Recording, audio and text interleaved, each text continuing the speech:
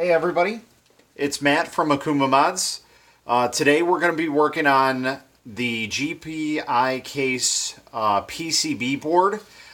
This actually has a broken tab on it, so obviously we cannot put in the regular connector without it coming out. So there are replacements out there that Retroflag has sent me. These are actually solder-on connections. So we're going to solder these onto the pads that are right above that. So it looks like Retroflag knew that this was going to be a problem when they were doing it. So they decided to add those in, which is great. So people like me or people who are okay soldering things can get this all set up. So without further ado, let's get it all set up. So I do have some helping hands, some solder, my soldering iron set up, and basically all we're going to be doing is lining up the pins with the pins on the connector, and then we are going to test out and make sure that they are running. So let's go ahead and get this started. Sure. Okay. All right. So there's a couple different ways you can do this. You can pre-tin the board. You can pre-tin this. Doesn't really matter. Another thing that might be better for some people is to use some flux. Kind of looks like mushy dark goo. But basically it kind of makes the solder like cancer almost. It engulfs it. That's really the only way I can think about it. So one other thing that I'm going to be using is this little clamp, alligator clip some people call it. I do have heat shrink tubing set on it, so that way it doesn't puncture the ribbon cable in any way, shape, or form. And what we're basically going to do is we're going to clamp this together and we're going to line it up as best as we can. So let's see if we can do this.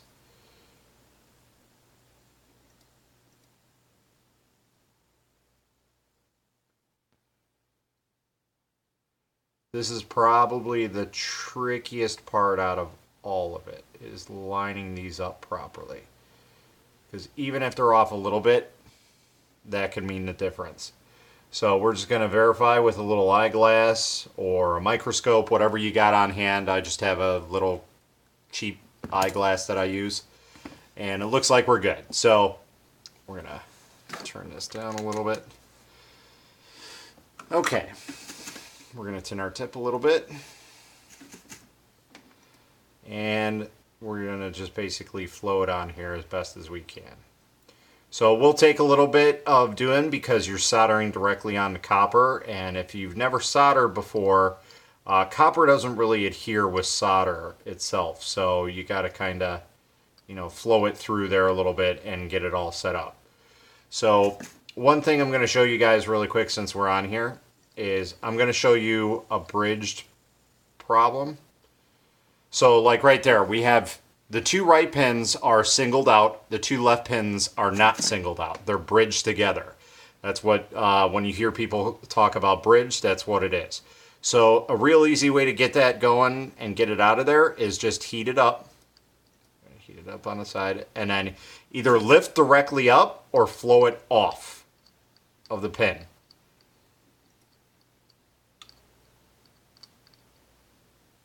And once you flow it off, then you just double check it, make sure you're all good.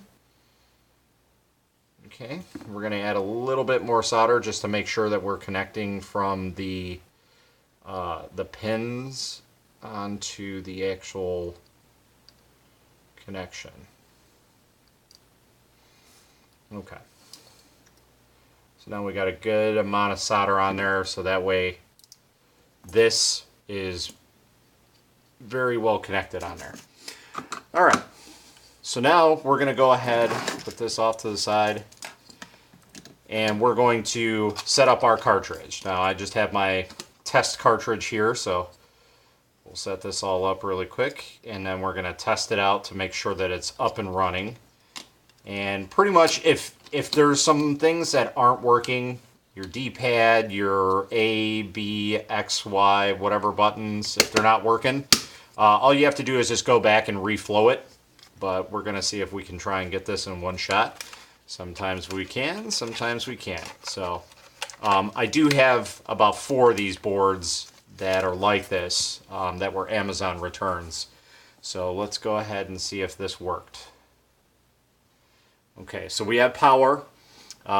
This is going to take a little while because, as most of you guys know, this is a Pi Zero, so it does take a little bit of time. We're going to turn down music a little bit so it's not super loud. And we're just going to wait for it to boot up. So I do have a splash screen on here, so it's going to take a little while for it to go through. But once it does, then we'll be okay. So the splash screen is about 54 seconds, I want to say it was. I had this custom made because I'm not that particular on video making. I mean, I can probably do it, but it just takes too much time for me. I'm not that professional, but anyway. So I had this custom made for my image. And once it goes through, you'll see we'll end up at Akuma, obviously. And then it'll go to my favorite screen, which is basically the RetroPie screen, and then we'll boot into RetroPie, and we'll test it out. We'll do just standard button presses and make sure that everything is pressing correctly and getting it going. So, all right. So we're going to be booting here in a second. My apologies if there's a glare, but all right. So left, right seems to work. We're going to go into here, button press, okay. Down, up seems to work. AB works. Start works. Select works.